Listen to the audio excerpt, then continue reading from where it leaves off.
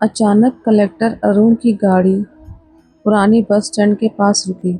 सरकारी गाड़ी की चमकती हुई चमड़ी और लाल नीली लाइट देखकर आसपास के दुकान वाले हैरान रह गए। कलेक्टर अरुण ने खिड़की से बाहर झांका। वही पुरानी चाय की टपरी, जिसका बोर्ड अब थोड़ा फीका पड़ गया था।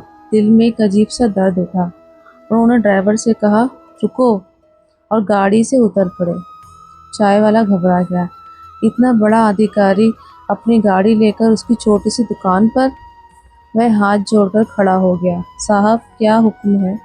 अरुण की आवाज़ थोड़ी कांपी। राम प्रसाद? राम प्रसाद कहाँ है? वही जो पहले चाय बेचा करता था। चाय वाले ने सिर झुकाया। साहब, राम प्रसाद अंकल तो 4 साल पहले ही गुजर गए। मैंने उनकी दुकान पौने दाम में खरीदी थी। वे बहुत बीमार थे, सूख कर कांटा हो गए थे। यह सुनते ही अरुण के पैर थर्रा गए। वह पास की पुरानी गाड़ी लकड़ी की बेंच पर बैठ गया। चेहरा पीला पड़ गया। आंखें बंद करके वह पिछले 10 साल की यात्रा में खो गया। चाय वाला समझ गया कि साहब खुद कुछ को याद कर रहे हैं। उसने धीरे से पूछा, साहब, चाय बना दूं? 3 कप। अरुण ने सिर्फ सिर हिला दिया। जब चाय आई तो उनकी खुशबू की यादों ने दरवाजे पर चौड़ा कर दिया। 10 साल पहले वह लड़का, वह तब सिर्फ 18 साल का अनाथ लड़का था। माता पिता की दुर्घटना में मौत होने के बाद मामा मामी ने घर में पनाह ले ली थी, लेकिन वहाँ जिंदगी नर्क बन गई थी। मामा की मार, मामी की गालियाँ, पढ़ाई छुड़वाने की कोशिश। पढ़ाई क्या करेगा, दुकान संभाल, कमाई कर, दोस्त सुनता था। वह एक दिन उसने सब सहन किया। घर से थोड़े कपड़े और पैसे 50 रुपये लेकर भाग निकला।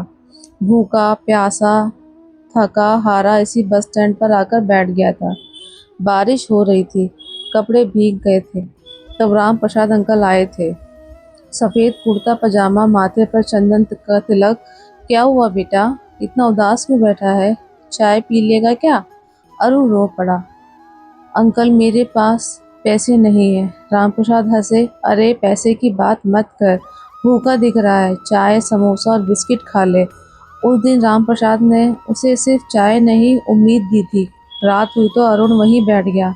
रामप्रसाद ने पूछा, घर कहाँ है? अरुण ने सारी कहानी रोते हुए बता दी। रामप्रसाद चुप रहे, फिर बोले, चल मेरे साथ रह ले, मैं अकेला हूँ। बीवी बच्चे गांव में हैं, तू पढ़ाई कर। उस दिन से राम प्रसाद अंकल उसके पिता, माँ, दोस्त और गुरु सब बन गए। छोटे से किराए के एक कमरे में दोनों रहते। सुबह अंकल चाय की दुकान खोलते, अरुण पढ़ता। शाम को अरुण आसपास के बच्चों को ट्यूशन पढ़ाता। कमाए पैसे अंकल को देता, लेकिन अंकल कहते, ये रख ले बेटा, किताबें खरीद लेना। 3 साल बीते। अरुण ने ग्रेजुएशन पूरा किया, लेकिन सपना था IAS बनने का। राम प्रसाद ने कहा, दिल्ली जा, मैं तेरी मदद करूँगा। उन्होंने पुराने दोस्त का पता लिया और कुछ पैसे थमाए। बस स्टैंड पर विदाई के समय राम प्रसाद की आंखें नम थी। बेटा, कभी खुद को अकेला मत समझना। मेरी बीवी सुधा, मेरी बेटी प्रिया और छोटी रिया सब तुझे अपना भाई और बेटा मानती हैं। वो तेरा इंतज़ार करती हैं। कामयाब होकर लौटना। अरुण ने वादा किया, अंकल, मैं ज़रूर लौटूंगा। दिल्ली में ज़िंदगी बहुत कठिन थी। सस्ते कमरे में रहना, रात दिन पढ़ाई, पार्ट टाइम ट्यूशन। कई बार पैसे की तंगी हुई, लेकिन रामप्रसाद अंकल को चिट्ठी लिखकर मांग लेता। अंकल हर बार मदद पर भेज देते। बेटा, हिम्मत मत हारना, तू बड़ा आदमी बनेगा, लिखते थे। यह 6 साल की कड़ी मेहनत के बाद अरुण ने IAS क्लियर कर लिया। अच्छी रैंक, होम कैंडर, ट्रेनिंग पूरी हुई, पोस्टिंग मिली। जिंदगी में इतनी व्यस्तता आ गई कि रामप्रसाद अंकल को सिर्फ 2-3 चिट्ठियां लिख पाया। फिर समय के साथ संपर्क कम हो गया। चाय पीकर उन्होंने फैसला किया, गाड़ी वापस भेज दी और एक साधारण किराए की कार लेकर गांव के लिए निकल पड़ा। रास्ते भर आंसू बहते रहे। अंकल, मैं बहुत स्वार्थी हो गया था। गांव पहुंचा तो शाम हो चुकी थी। रामप्रसाद का छोटा सा मिट्टी का घर, सामने आंगन में खाट पड़ी थी, पशुशाला में एक बूढ़ी गाय। अरुण कार से उतरा। अंदर सुधा बर्तन साफ कर रही थी। रिया चूल्हे पर रोटियां सेक रही थी। रिया किताब पढ़ रही थी। रिया ने पहले पहचाना, अरुण भैया।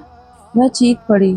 रिया ने भी फोटो निकाल लाई जिसमें अरुण और रामप्रसाद साथ खड़े थे। दोनों बहनें दौड़कर आ गई और अरुण से लिपट गईं। सुधा बाहर आए। अरुण उसके पैरों पर गिर पड़ा। माँ, मैं बहुत देर कर दी। सुधा रोते हुए उसे उठाया। बेटा, तेरे अंकल अंतिम समय में तुझे बहुत याद करते थे। कहते थे अरुण आ जाएगा, मेरा बेटा आ जाएगा। अरुण ने पूछा, उन्हें क्या हुआ था माँ? सुधा ने विस्तार में बताया। 4 साल पहले शहर से लौटे तो अचानक बीमार पड़ गए। वजन कम हो गया, खाना नहीं पचता था। गांव के डॉक्टर फिर शहर के बड़े अस्पताल। 1 साल तक लड़ाई लड़ी, लेकिन कैंसर से हरा दिया। जाते वक्त भी अरुण का नाम लिया। उनके जाने के बाद बहुत मुश्किलें शुरू हुई। दोनों देवर जमीन हड़पने के चक्कर में लग गए। धमकियां देते, बेटियों की शादी नहीं होने देंगे, घर जमीन हमारे नाम कर दो। पिछले कई महीनों से जिंदगी नर्क बन गई थी। अरुण की आंखें पोंछी। अब मैं आ गया हूँ, कोई कुछ नहीं कर सकता। अगले दिन उसने सरपंच, थानेदार और गांव के सम्मानित लोगों को बुलाया। देवरों को समझाया, कानूनी तरीके से जमीन का म्यूटेशन प्रिया और रिया के नाम कराया। दोनों बहनों के लिए अच्छे रिश्ते ढूंढे। उनकी शादियां धूमधाम से की। खर्चा अरुण ने उठाया। कुछ महीने बाद उसने सुधा माँ को अपने साथ शहर ले गया। अपनी आधिकारिक बंगले में उन्हें आराम से रखा। हर शाम उनके साथ बैठता, राम प्रसाद अंकल की कहानियां सुनाता। और अब सुधा उसके लिए बहू ढूंढ रही थी। प्रिया और रिया की भी भाई के आती जाती रहती। अरुण भी अब हर महीने राम प्रसाद अंकल की समाधि पर फूल चढ़ाने जाता। वहां बैठकर कहता, अंकल, आपने मुझे सिर्फ छत नहीं, सपने दिए हैं। मैं आपका कर्ज कभी नहीं उतार पाऊंगा, लेकिन आपकी बेटियों और पत्नी को कभी अकेला नहीं छोड़ूंगा। यह कहानी सिखाती है कि असली रिश्ते खून के नहीं, इंसानियत के होते हैं। जो लोग बिना स्वार्थ के मदद करते हैं वह कभी नहीं मरते, उनकी याद हमेशा जिंदा रहती है। आपको ये कहानी कैसी लगी? कमेंट करके ज़रूर बताएं। धन्यवाद।